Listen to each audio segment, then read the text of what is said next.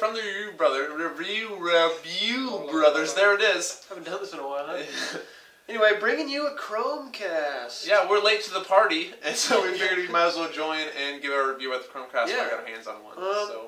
So I don't know about you, but I wouldn't say manipulated, but the commercials, they only showed this, and I thought that's what it's like, a plug and go. But really, you know, you have to plug this wire into either your TV or an outlet, which isn't really that big of a deal in the whole scheme of things, but to me, honestly, I was just really excited about the fact that it eliminates all the wires, which is what I thought it did, and it doesn't. So off the bat, it was kind of a bad impression for me. Yeah, and to just kind of play off that, even when we got it plugged in, we both kind of struggled to get the setup going. I have an Android, he has an iOS, so it was a perfect time to balance, see which one was better, and honestly, his connected faster than Android, which is weird coming from a Google product, and yeah, it just wasn't a very pleasant setup process. It was not very user friendly. It seemed like the only way we got it to work is because we ended up just, all right, let's just unplug it and try and start over. And right when we plugged it in, it worked. Yeah. So I mean, we even called their hotline to help out, but it ended up working just by unplugging it. So that might work for you guys.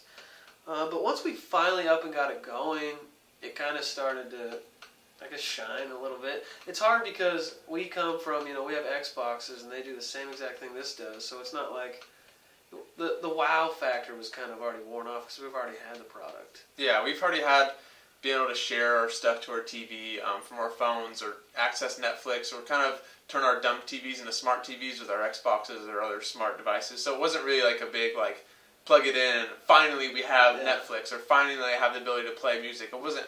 We didn't get that feeling, so it's kind of, we're not really the core consumer that would use this, but at least we got to try it out a little bit. So pretty much if you have an Xbox or something like that, you don't even need this. But I'm sure, you know, most people don't. Mm-hmm. Like my parents, they don't have an Xbox, and they're never going to get one, so they would love to use the Chromecast, because it is cool. You plug it in, and you can just swoop through your Netflix or Hulu and stuff like that, and it's just as fast.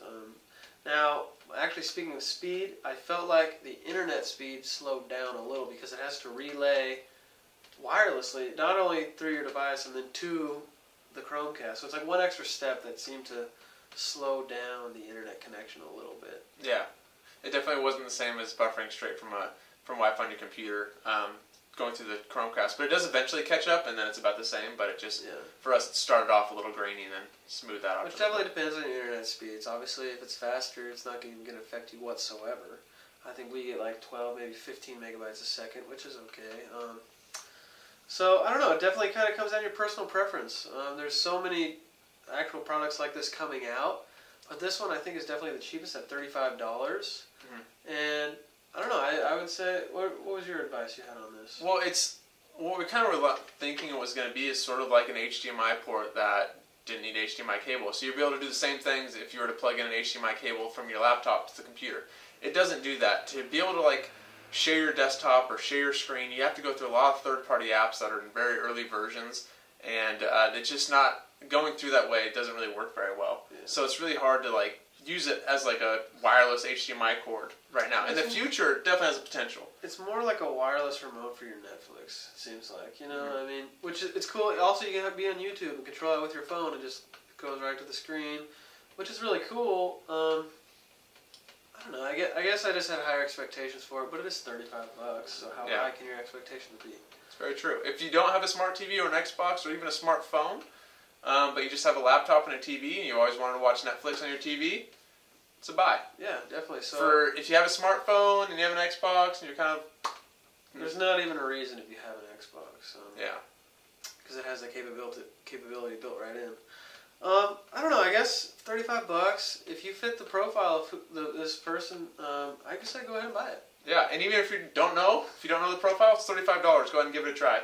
If you don't, return it. But it's definitely worth a short-term investment to even see if it works for you. Yeah, buy it. Buy it.